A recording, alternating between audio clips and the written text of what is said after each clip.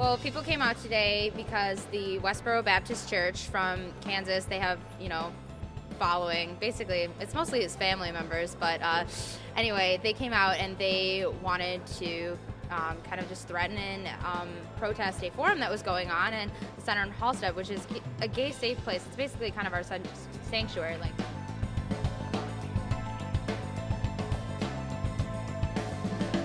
Well, today people mobilized on very short notice to oppose Fred Phelps, who's a notorious gay hater. He goes around with signs that say God hates fags and other really vile stuff. And he basically wishes that we were dead. We spread the word as much as we could. Couple hundred, I'd say about 100 people showed up today. We thought, don't waste our breath on these people because they're going to get coverage that they shouldn't be getting then. But we can't have people spewing this kind of hate to society. We came downstairs with signs and flags. We started rotating around the sidewalk, around the center so that people could see. We actually didn't even think they would show up.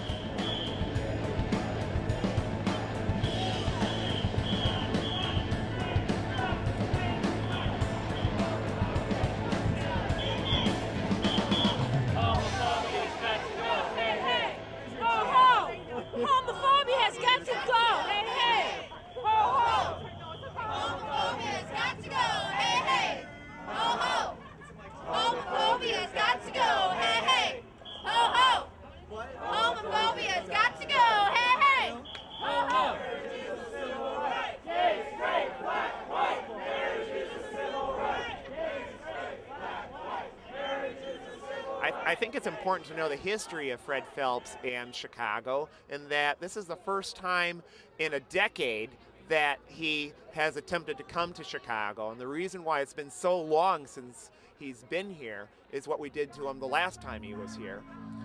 In November of 1998, he came to protest against Broadway United Methodist Church because his pastor had very courageously said that he was in favor of equal marriage rights for gays and wanted to solemnize them at the Broadway United Methodist Church. Probably 3,000 people showed up, and some people were in favor of just staying across the street from Phelps, as he said. Others of us agitated for people to cross the street and directly confront them, and we did. We surrounded him with signs and banners and completely shut down his voice in terms of his anti-gay, kill gays message.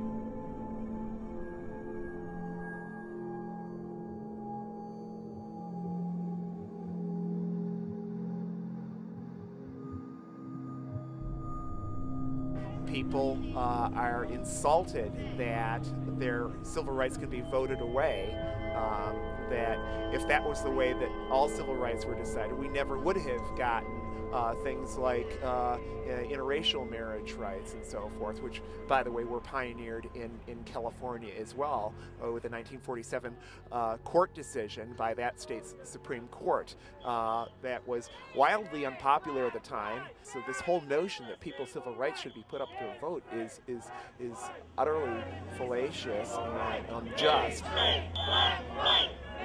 I just think that it's saying that this is a struggle, a civil rights movement, and that it shouldn't be any different than any other civil rights movement we've gone through, and that they need to start realizing that it's equal rights for everyone and not just equal rights for certain groups.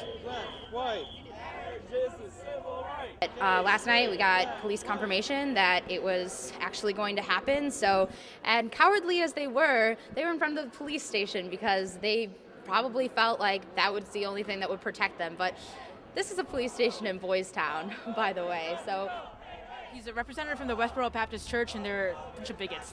They lie to their audience about God's word, and they take a few select, interpretations of the Bible and interpret it to a hate-filled doctrine that's just terrible. It's really terrible. They're pretty ridiculous too.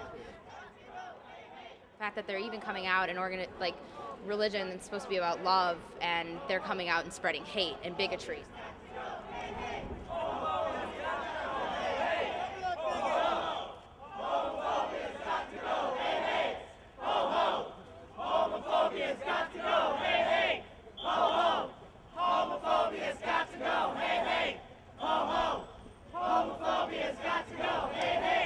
Ho, ho!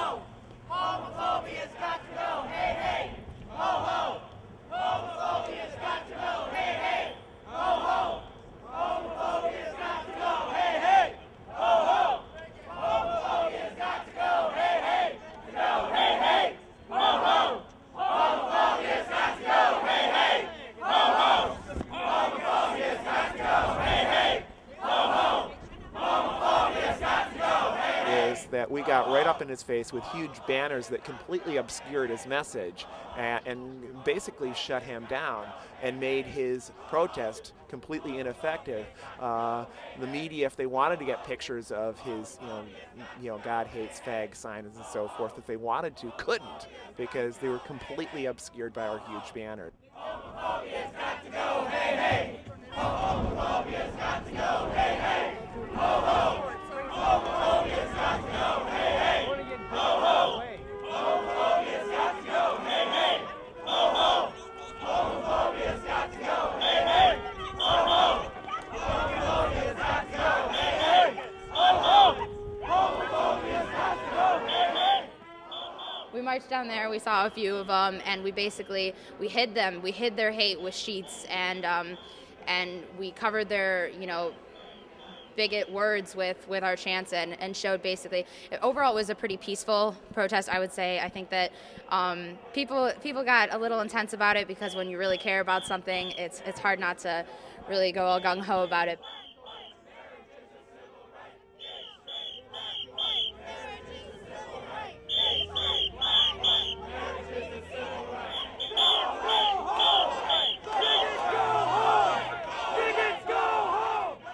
Whenever bigots like Phelps or the more polite types like James Dobson comes out, we've been out there in the streets and we've confronted them and we've successfully labeled them as haters, as anti-gay haters and bigots.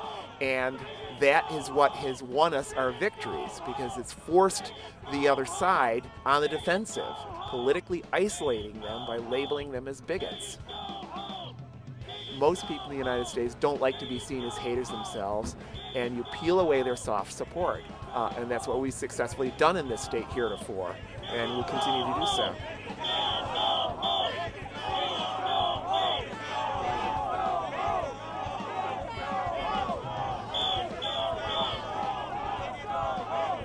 Bigots go home! Bigots go home! Bigots go home! They retreated into the police station, and the police said afterwards, we can neither confirm or deny that they haven't left, which basically was a hint that they had left, and they've retreated. And I really don't think that we're going to see them in these parts again.